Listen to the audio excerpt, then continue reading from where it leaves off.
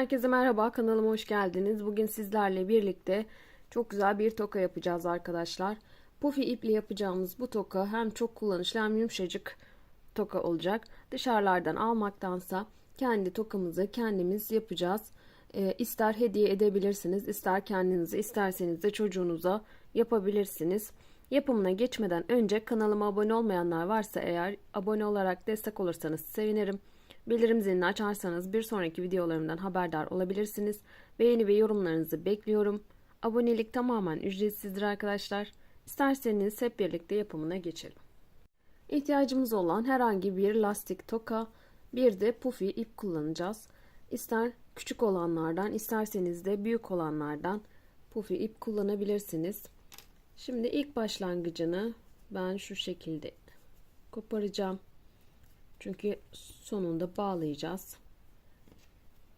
Ve daha sonra şu şekilde pufi ipimi bu şekilde geçiriyorum. Bir dıştan, bir de şu içinden alıyorum. İçinden geçirdim. Bir dıştan,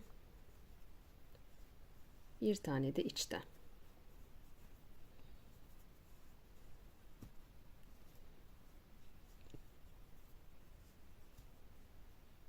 Evet, bu şekilde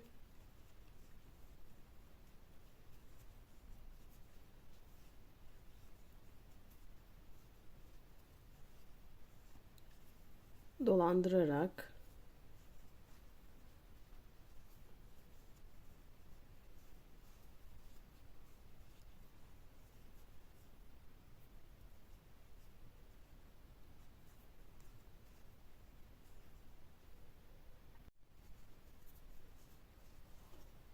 evet, bir dıştan bir içten yapıyoruz arkadaşlar.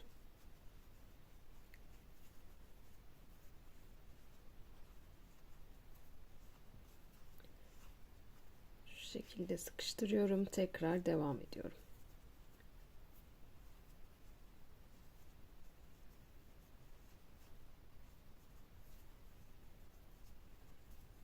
Lastiğimiz görünmeyecek şekilde olacak. O yüzden sıkıştıra sıkıştıra örmeye devam edeceğiz.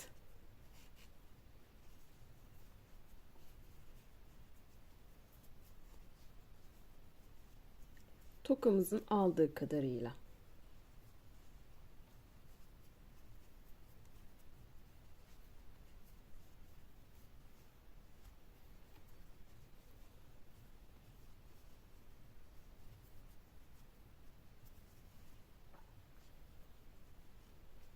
Evet, tekrar asılıyorum.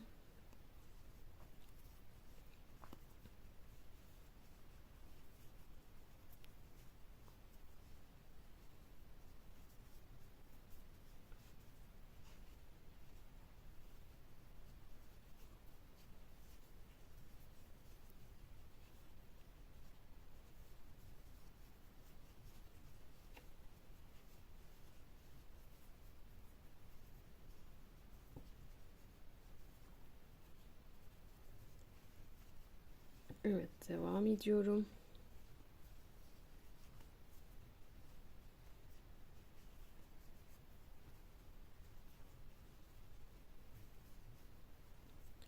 Tokamızın rengi görünmeyecek şekilde olacak. O yüzden biraz daha yapmak istiyorum.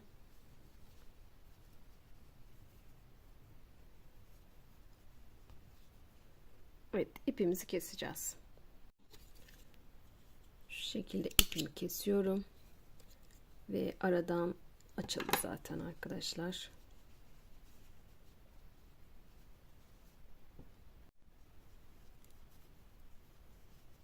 Evet, son kestiğim yere kadar tekrar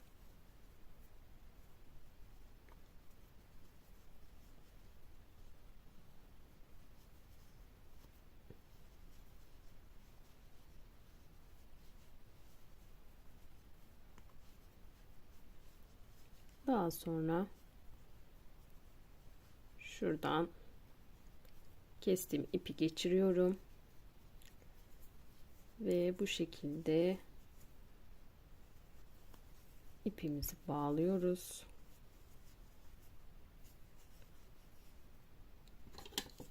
Daha sonra şu şekilde kesiyoruz. Evet arkadaşlar, bakın gördüğünüz gibi